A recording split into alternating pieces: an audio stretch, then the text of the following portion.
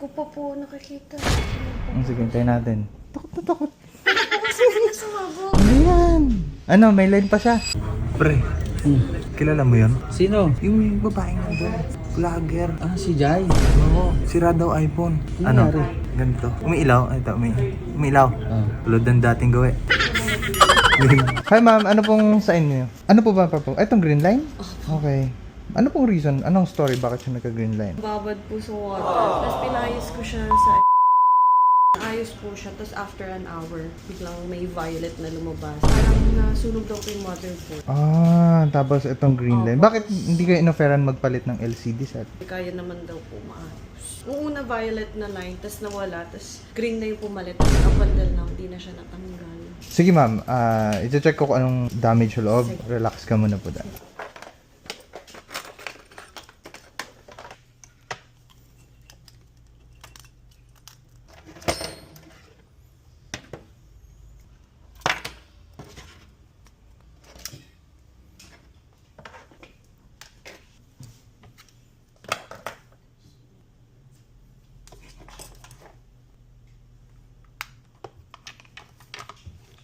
Excuse po.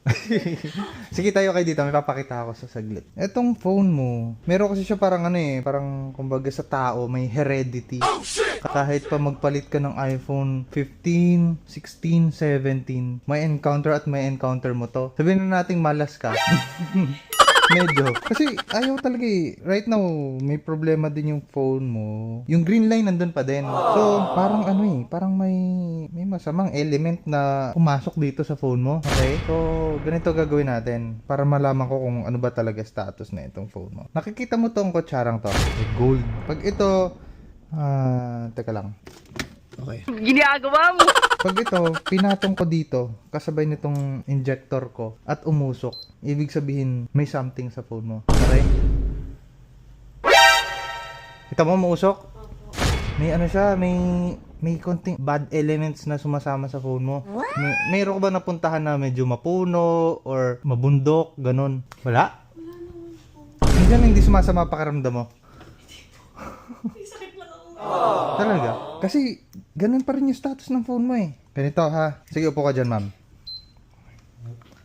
Di ba sabi mo, original status na itong phone mo is nabasa? Opo.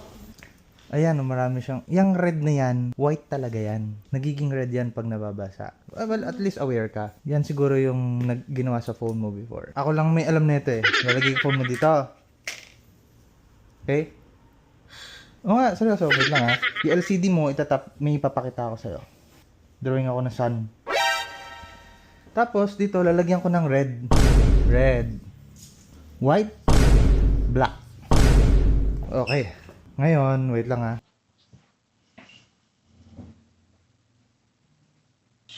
Ito yung LCD mo. Ito yung antenna ng cellphone mo.